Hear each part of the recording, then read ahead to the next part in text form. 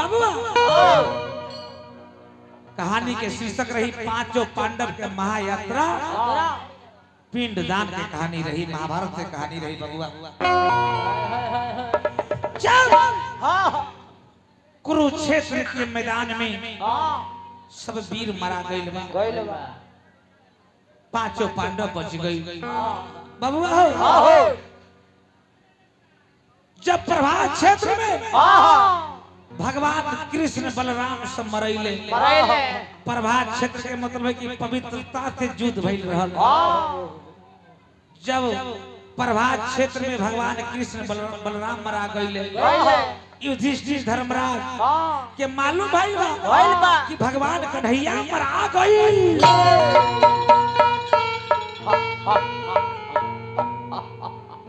चिंता में पड़ गइले, कहले कि भगवान भी मरा गइल, सब भाई मरा गइल, भगवान भी मरा गइल। चिंता से धर्मराज के मुख सूखे लगल, उदास होके लगल, आंख से झरझर आंसू बहे लगल।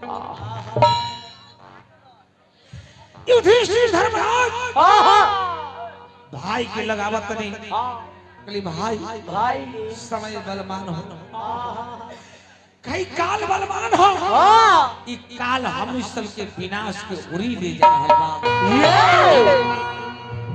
गीत के भाव वाला का बबुआ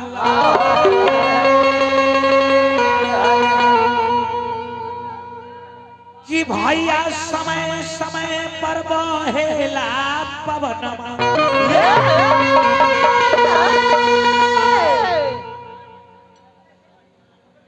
कि भैया समय समय पर बहेला पवनमा, समैया बलमनमाए हरि चलिए बाबा। तब भैया समय समय पर बहेला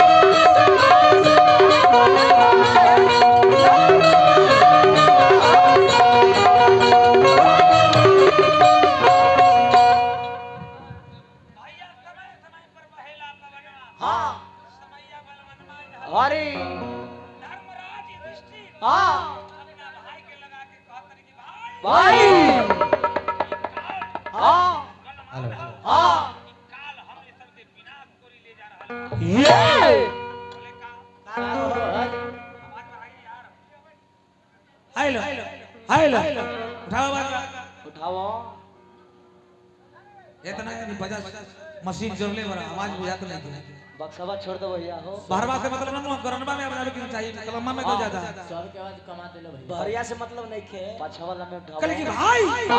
ई काल बलवान ह, हम सब के विनाश के ओरी ले जा रहा है।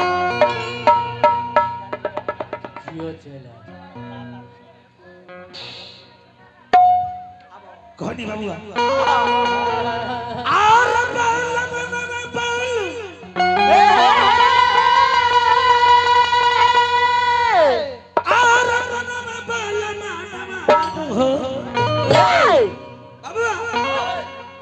काल भइल रे बाटे बाल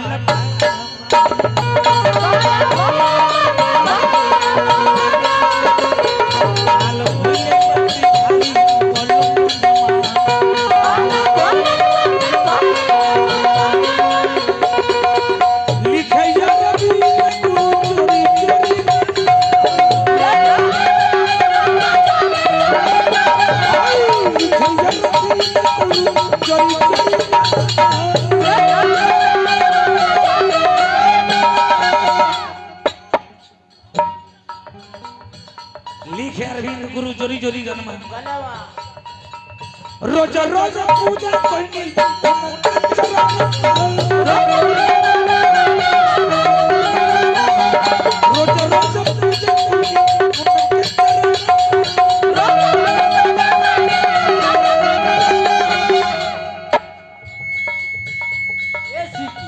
आगे आवाज ढेर बा भाई मॉनिटर में आवाज होके क्यों कहे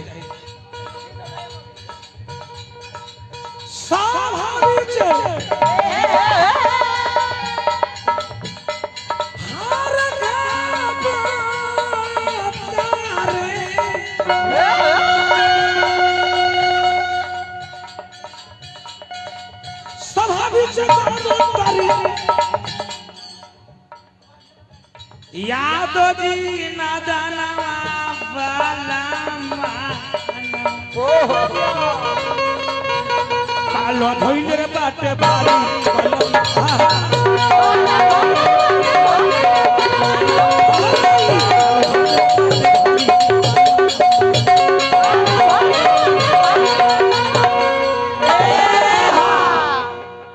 युधिष्ठिर धर्मराज भाई के लग आके कहतन कि भाई ई काल बलवान ह ई काल हमनी सब के विनाश के उरी ले जा रहल बा। धर्मराज के बात सुन के ने चारों भाई समर्थन कैलस। भीम, अर्जुन, नकुल, सहदेव कल की भाई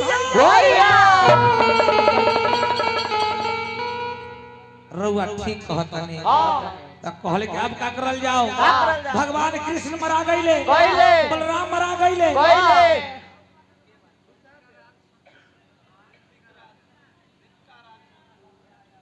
कथी नाम भाई रीतिकांत ना सिटी बंद करवा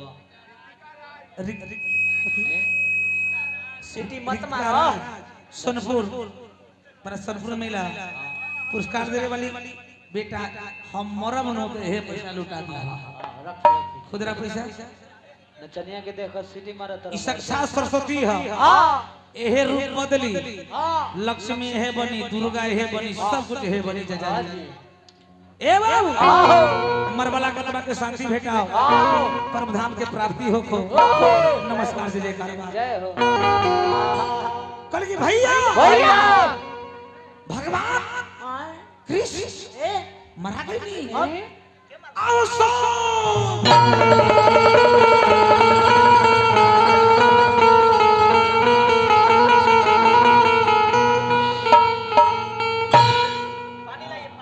पानी ले ये दांत लग गया अफसोस अफसोस ये दुनिया के मालिक गिरधरधारी चक्रधारी वो भी मरा गए कल की भैया सबों को जाना है भैया मृत्यु ही सत्य है। गीत के भाव वाला मास्टर ध्यान दो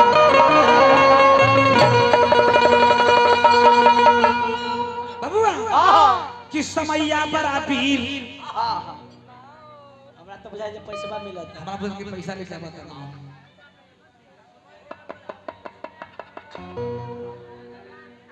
साचो हमरा बुझाई सुनिए चाचा जी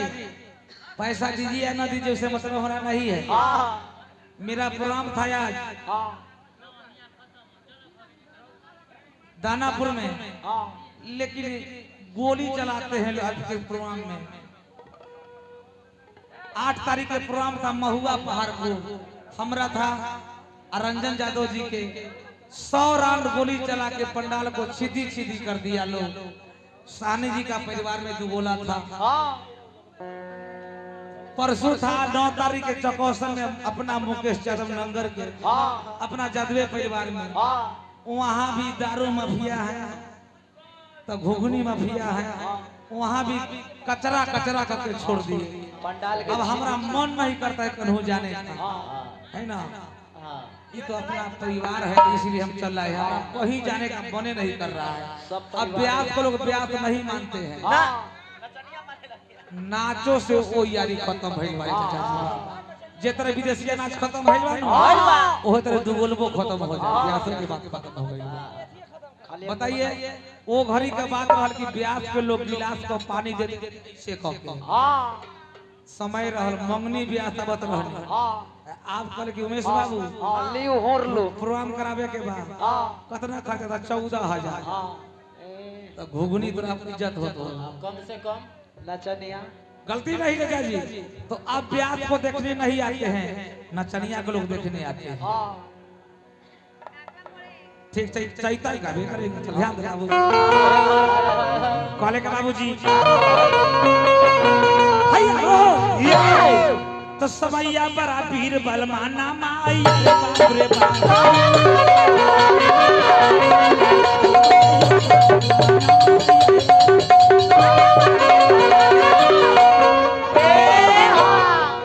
समैया बड़ा वीर बलमाना अरे बाप रे बाप समय का कदी केहू नहीं जाना बाबूआ समय हटा दी समय रोआ दी समय गिरा दी उठा दी समय हटा दी समय रोआ दी समय गिरा दी उठा दी समय हटा दी समय रोआ दी समय गिरा दी उठा दी जितना हमारा पंचायत में मुखिया के प्रत्याशी बानी सब कहो के मन बा के हम जीतब लेकिन जीती हन कब जब समय साथ दी तब ना चाचा जी बबुआ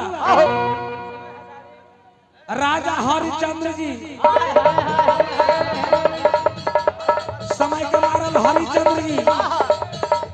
समय के हारल हरिचंद्र जी अरे ब्रह्मा के भिखारी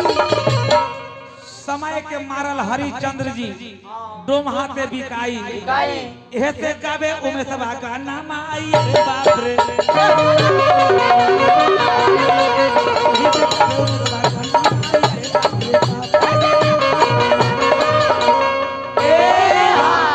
बक्सवा के छोड़ दी ना तो उलट दिया बोने का हां बक्सवा पांचों भाई पांडव के वार्तालाप होता भैया लोग के फरमाइश बा चैत के महीने में रामा रामा